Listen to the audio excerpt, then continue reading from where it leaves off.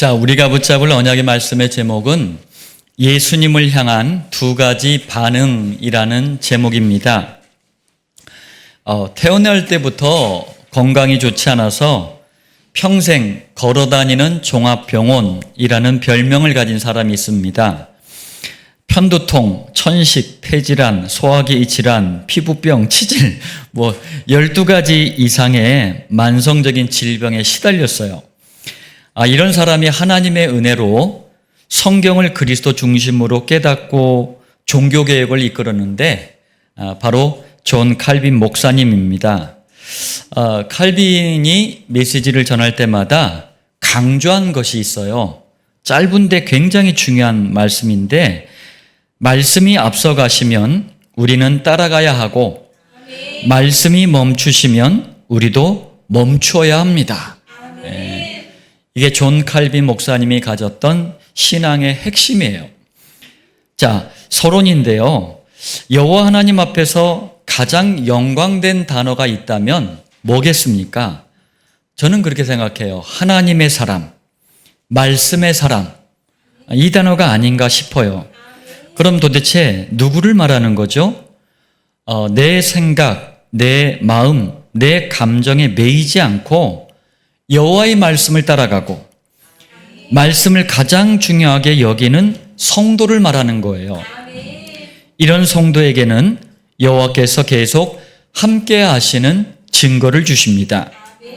그러나 여호와 곧 그리스도의 말씀을 무시하고 내 마음대로 내 생각대로 살아간다면 어떻게 될까요? 자, 첫 번째입니다. 열심히 최선을 다합니다. 안 하는 게 아니에요. 그런데 이상하게 날이 갈수록 야금야금 망하는 인생이 돼요. 엄마가 아침에 딱 일어났는데 밥이 하기 싫어. 왜 그럴 때 있잖아요. 그래서 남편 자녀가 굶든 말든 밥을 안 차려. 남편이 딱 일어났는데 직장 가기가 싫어. 그럴 때 있잖아요. 그래서 TV 앞에서 리모컨 돌리고 좀 심한 표현으로 자빠져 있어. 자녀도 공부하기가 싫어. 그래서 가방 던져놓고 놀러 가버려요. 이 가정을 한 단어로 콩가루 집안이라 그래요. 사회도 국가도 전부 자기 마음대로 하면 망하는 거예요. 모든 성도는 여호와의 말씀을 여호와를 섬기는 목회자가 받아서 전달하면 자기 마음대로 하는 게 아니라 전부 여호와 곧 그리스도의 말씀을 따라가면서 하나가 되어야 되는 줄 믿습니다. 두 번째예요. 인격이나 수준이 좋냐 나쁘냐 상관없어요. 날이 갈수록 성경은 우매한 자가 된다 그래요. 어리석은 자라는 얘기예요. 그리고 재앙을 당하게 됩니다. 어느 집사님이 사업에 대한 요청이 이렇게 상담 요청을 하시면서 서류 뭉치를 이만큼 가져오셨어요. 제가 그 사업에 대한 전문성도 없는데 어떻게 알겠습니까? 다만 가장 중요한 얘기를 했어요. 하나님 말씀의 기준이 뭔지, 또 하나님의 뜻과 계획이 뭔지, 하나님의 시간표에 어떻게 우리가 사업의 방향을 맞추는지 이런 걸 차근차근 설명해 줬어요. 다 듣고 나더니만 알았다고 감사하다고 가더라고요. 그런데 자기 마음대로 자기 생각 내키는 대로 싹 다 결정해놓고 움직이는 거예요. 처음엔 너무 잘 나가더라고. 근데 나중에 어느 날 태풍을 만났어요. 여기저기서 막 문제가 터지는데 거의 재앙 수준의 문제가 터지는 거예요. 세 번째입니다. 이게 참 어처구니 없는 일인데, 심지어요, 기도까지 하면서도 자기 마음대로 자기 생각대로 해버리면 성령님의 인도가 아니라 실패하는 인도를 받게 돼요. 어느 장로님이 그러더라고요. 목사님, 너무 중요한 문제가 있고 또 중요한 선택을 해야 되는데 기도 부탁드립니다. 왜 나한테 이 기도를 해? 자기 교회 담임 목사님도 있는데. 하여튼 부탁을 하더라고요. 본인도 기도를 시작했어요. 그런데 기도를 하면서도 선택 결정은 전부 자기 마음대로 해버려요. 기도를 왜 하는지 이해가 안 가요. 결국 죽을래만 썼지 되는 일이 없는 거예요. 성경은 분명히 말씀합니다. 요한복음 14장 26절, 보혜사 누구시죠? 성령. 그가 너희에게 모든 것을 가르치고 내가 너희에게 말한 모든 것을 생각나게 하리라. 자, 분명히 성도가 기도하면 성령께서는 그리스도의 말씀에 맞게 생각도 나게 하신대요. 그리스도의 말씀에 맞게 인도도 하신대요. 언제? 기도할 때. 빌립보서 4장 6절 7절, 모든 일에 기도와 간구로, 간구는 집중해서 간절히 기도하는 거예요. 우리가 뭔가 중요한 일이 있을 때 이 간구를 하잖아요. 자, 그러면 후반부에 보니까 모든 지각에 뛰어난 하나님의 평강이 그리스도 예수 안에서 너희 마음과 생각을 지키시리라. 성도가 기도하면 모든 지각에 뛰어난 하나님의 평강이 어디 안에서? 그리스도 예수 안에서 기도하는 성도 자신의 마음과 생각을 지켜주신대요. 여러분, 여기서 모든 지각이라는 이 단어가요, 헬라어, 그리스어로 판타눈이라는 이 단어예요. 판타눈. 이게 무슨 뜻이냐면 여호와 하나님의 그 어마어마한 지혜와 지식, 그 능력, 여호와 하나님의 판단, 생각, 뭐 이런 것들을 전부 모든 지각, 판타눈이라 그래요. 이 모든 지각을 성경 66권에 담아서 우리 성도들에게 주신 거예요. 그러므로 정상적인 성도는 기도하면서 그리스도의 말씀을 따라가지 절대로 자기 마음대로, 자기 생각대로 살지를 않아요. 여러분, 서론 말씀을 마음에 담고 오늘 본문을 통해서 두 가지로 은혜를 나누겠습니다. 자, 본론 첫 번째입니다. 당시 유대인들은 예수님이 이 땅에 오시기 500년 전서부터, 약 500년 전서부터 이 사단이 배후에서 역사하는 유대교라는 종교에 잡혀버렸어요. 자, 그래서 많은 유대인이 유대교가 가르치는 틀린 신앙, 오해된 신앙을 가지고 있었습니다. 그런데 이 유대교가요, 사라진 게 아니에요. 21세기인 지금도 영향을 주고 있어요. 그렇기 때문에 유대교를요, 잘 이해를 해야 돼요. 교회에 영향을 주고 있다니까요. 자, 첫 번째입니다. 유대교가 가지고 있는 메시아관, 곧 그리스도에 대한 생각, 이 관점, 이걸 관이라고 하거든요. 그리스도, 메시아에 대한 관을 한번 보겠습니다. 유대교는 정치적인 메시아를 그야말로 대망하고 있어요. 큰 소망, 큰 희망을 대망이라고 하잖아요. 무슨 말이냐? 아수르, 세계사에는 아시리아라고 돼 있어요. 아수르 제국이 일어나서 세계를 지배했던 것처럼, 로마가 일어나서 세계를 정복했던 것처럼, 다윗의 가문에서 한 사람이 태어나서 모세 오경을 중심으로 이스라엘을 이 지구상에서 최강의 나라로 세우고 전 세계 만민을 지배하고 통치하는 그런 메시아, 그런 그리스도가 나타나기를 그때도 지금도 기다리고 있어요.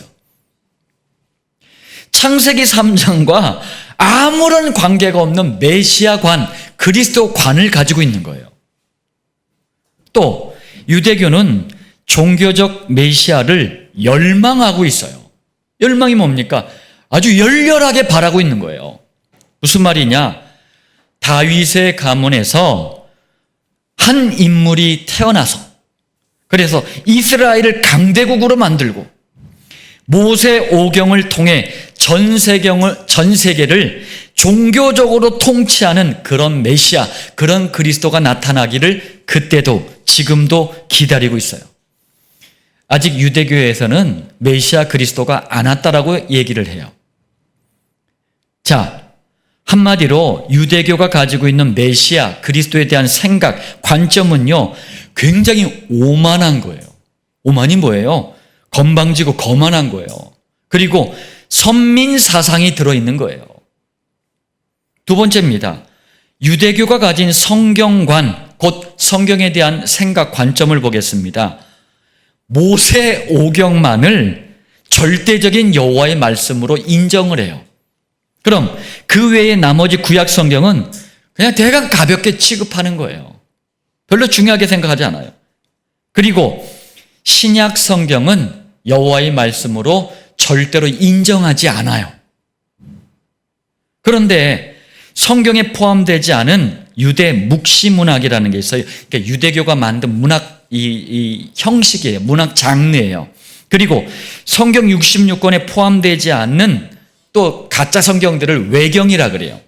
그리고 장로들의 유전, 이제 그때 당시 율법을 해석하고 이런 종교 지도자들을 장로들이라고 했는데 이분들이 한 말들을 계속 전달시킨 거예요. 이걸 모아놓은 게 탈무드입니다.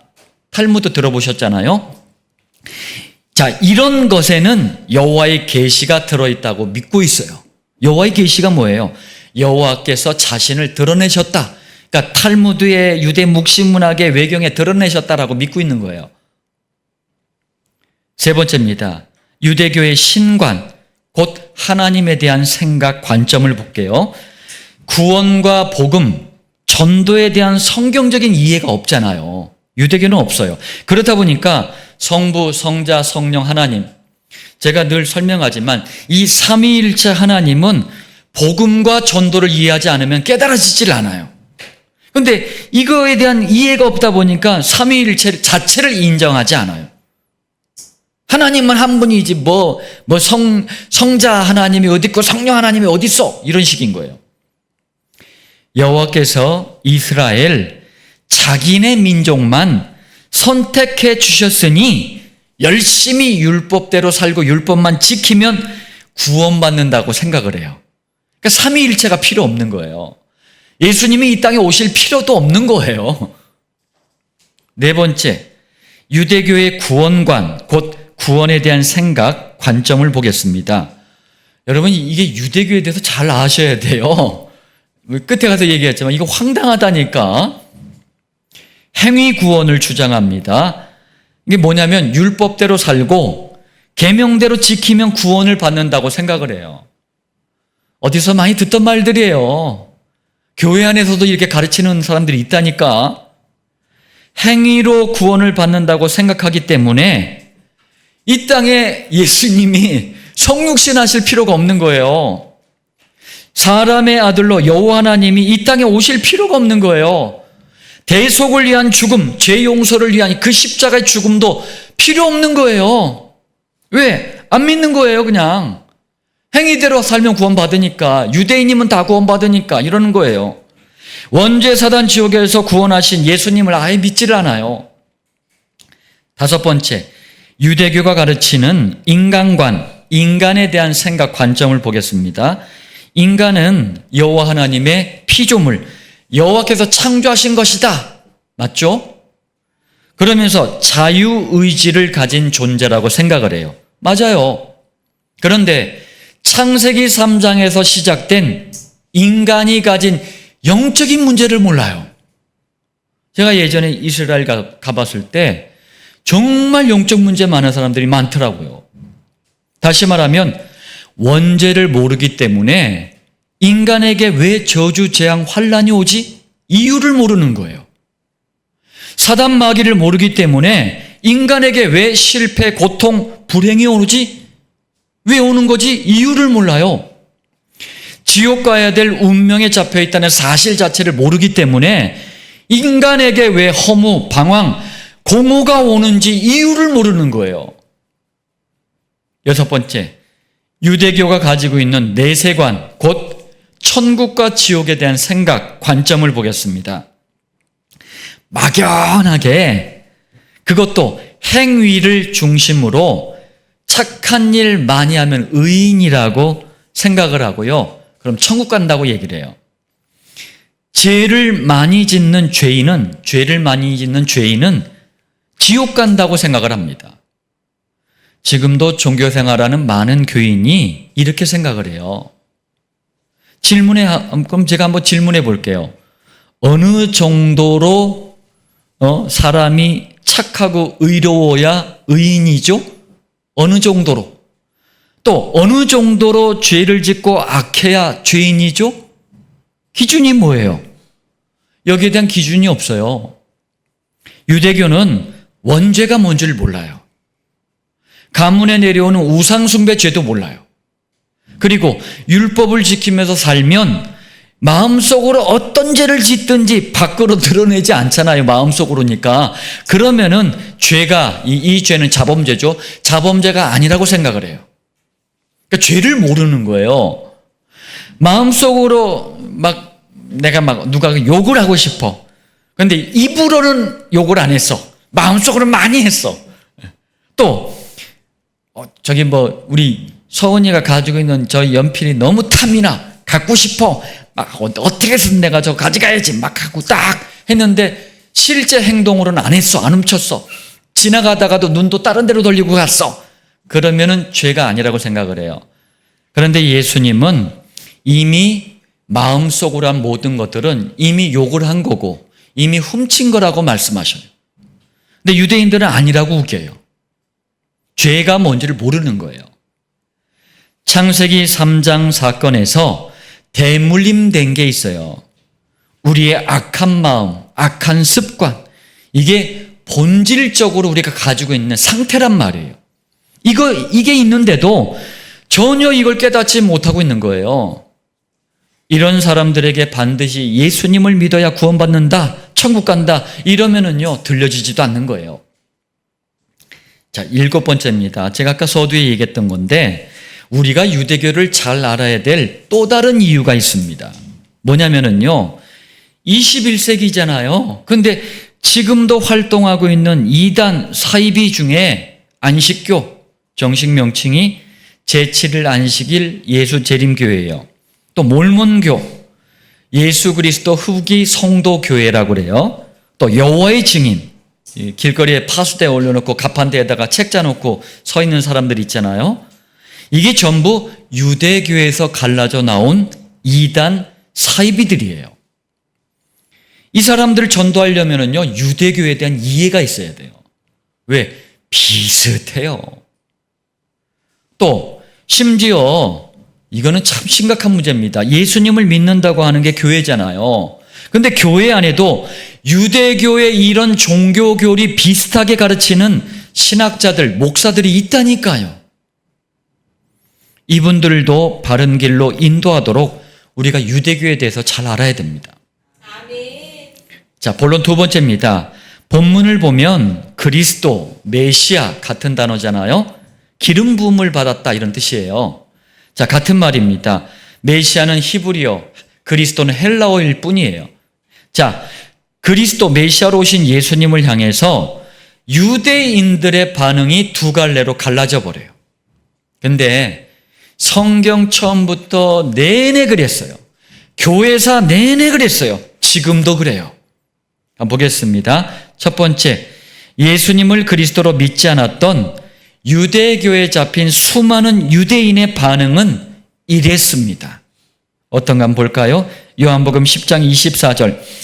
당신이 언제까지나 우리 마음을 의욕하게 하려 하나이까? 의욕은 의심한다는 거예요.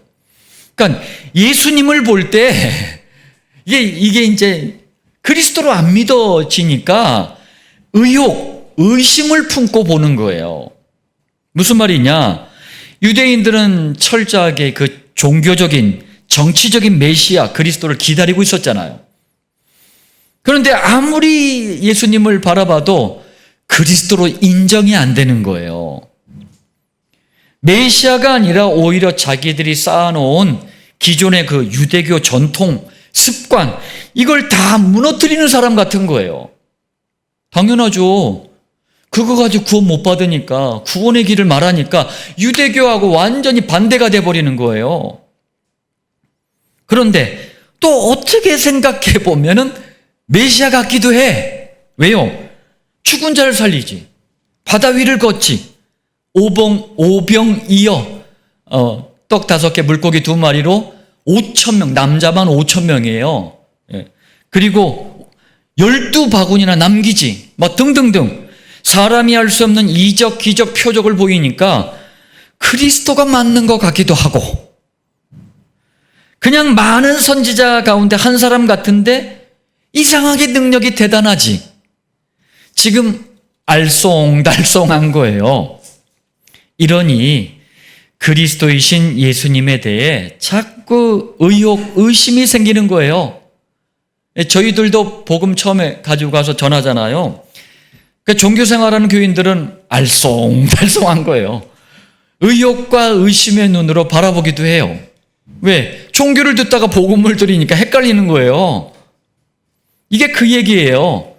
자, 이런 유대인들을 향해 요한복음 10장 26절 너희가 내 양이 아니므로 믿지 아니하는도다. 예수님이 이렇게 말씀하셨어요. 종교와 종교 생활에는 구원이 없는 거예요. 양은 성도를 말합니다. 예수님은 의혹, 의심하는 유대인들을 향해서 내 양이 아니기 때문에 믿지 않는다고 말씀하셨어요.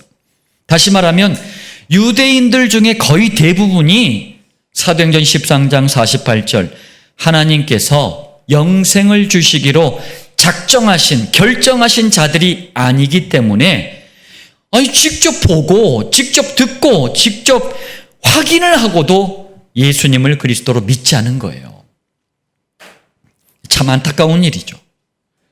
시대마다 구원의 대열의 선자들이 그렇게 많지가 않아요. 그래서 요한복음 10장 30절에서 31절 나와 아버지는 하나이니라 이렇게 말씀하니까 어떻게 했어요? 유대인들이 다시 돌을 들어 치려 하거늘 나와 아버지는 하나이니라 이 말씀이 뭐냐면요 내가 곧 여호와 하나님이야 이 말이에요. 인간 구원을 위해 사람의 아들로 오신 여호와야 이 말이 유대식 표현으로 나와 아버지는 하나다 이 말이에요. 이러니까 유대교에 잡힌 유대인들은 삼위일체 하나님을 믿지 않기 때문에 신성모독이다. 하나님을 더럽히고 하나님을 욕되게 하는 거다. 이게 신성모독이에요. 그래서 예수님을 돌로 쳐 죽이려고 한 거예요. 돌로 치려는 이유를 다시 한번 설명합니다. 요한복음 10장 33절 신성모독으로 인함이니 인이라는 게 이유, 원인이란 얘기예요. 하나님을 욕되게 하고 더럽히는 이유 때문에 그러는 거다. 그러면서 또 얘기합니다. 네가 사람이 되어 자칭 하나님이라 함이로라. 나와 아버지는 하나이다. 이게 나는 하나님이다 이 말이기 때문에 신성모독이다 이랬던 거예요. 다시 말하면 다 알잖아요.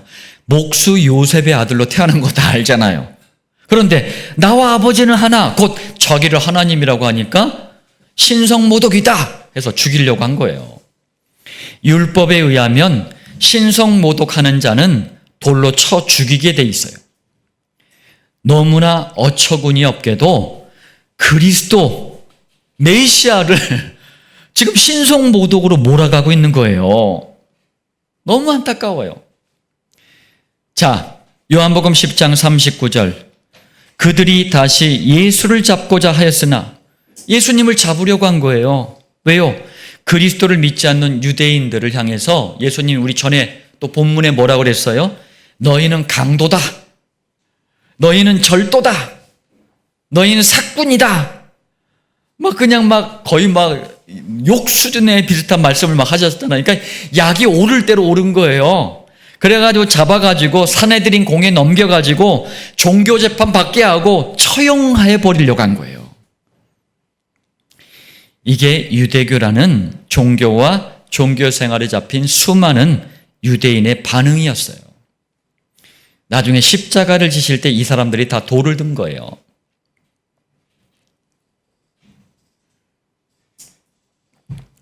두 번째입니다. 소수의 사람들만 예수님을 향해 예수님이 그리스도이시군요. 이렇게 반응을 했어요. 예수님은 예수가 그리스도라는 이 복음에 반응한 소수의 하나님의 백성, 하나님의 자녀에 대해서 이렇게 말씀합니다. 저와 여러분이 받은 축복이에요. 요한복음 10장 27절 내 양, 누구 양? 예수님이 자기 백성, 자기 자녀를 향해서 내 양이라고 했어요. 그리스도 메시아의 양이 된 것을 축하합니다. 예, 정말 축하합니다. 예, 내 양이라고 하시면서 또 27절에 하나님의 백성, 하나님의 자녀의 특징에 대해서 말씀하셔요. 내 양은 내 음성을 들으며, 지금 계속 양 얘기를 요한복음에 걸쳐서 지금 계속 하고 계셔요, 예수님이. 예. 이게 왜 하나님의 자녀, 하나님의 백성은 그리스도의 말씀만 들어라 그 말이에요. 그리스도의 말씀에만 순종해라. 순종이 뭡니까? 국어사전적인 그런 의미의 순종이 아니에요. 물론 그 순종도 중요하지만 그리스도의 말씀이 맞으니 따라가라는 거예요. 그리스도의 말씀이 주어질 때 순종하기 바랍니다. 우리는 순종하고 그리스도는 순종하는 우리에게 역사하시는 거예요. 또 나는 그들을 알며, 그리스도이신 예수님은 우리를 너무나 잘 아셔요. 또 우리는 그리스도의 양이기 때문에 너무나 잘 아시기 때문에 알맞게 인도도 하시겠다는 거예요.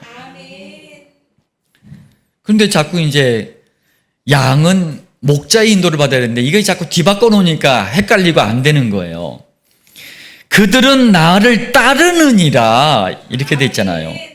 하나님의 자녀라면 누구나 그리스도의 말씀만 따라가길 원해요.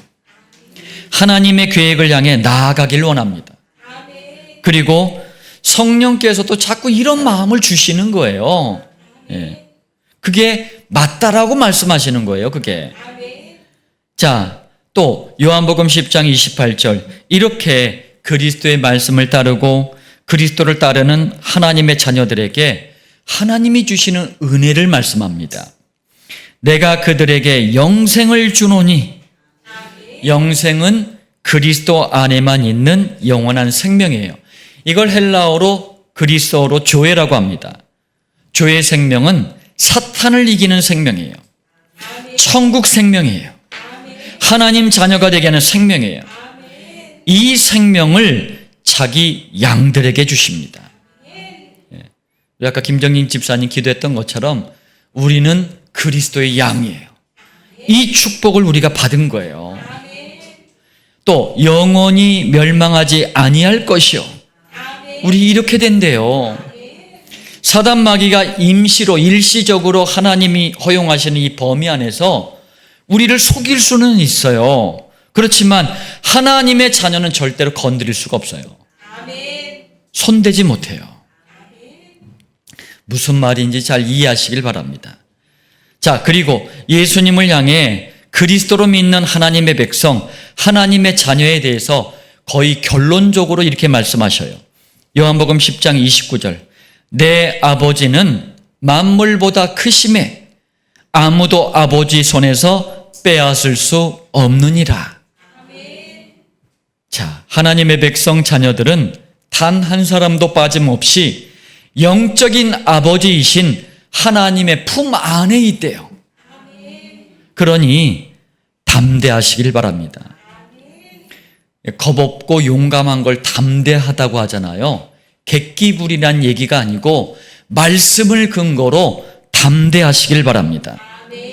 자, 정리하면 성경과 교회사를 보면 언제나 그리스도이신 예수님을 향한 반응이 두 가지로 갈라졌어요. 여러분, 종교화된 21세기 지금 어디에 서 있습니까? 여러분 어느 편에 서야 됩니까? 오늘 중요한 의미 있는 복음의 축복을 누리는 가장 복된 날 되시길 바랍니다. 자, 결론입니다. 구원받은 성도라면 어떤 상황, 형편, 처지, 입장, 환경 앞에서도 절대로 잊어버리지 말아야 될 게 있어요. 우리가 상황, 형편, 처지, 입장, 환경이 좋으면은 다 좋다 그래요. 이게 좀 안 좋으면은요, 다 또 시들시들해. 이 사람의 연약함이에요. 여러분, 이것과 상관없이 절대로 잊어버리지 마세요.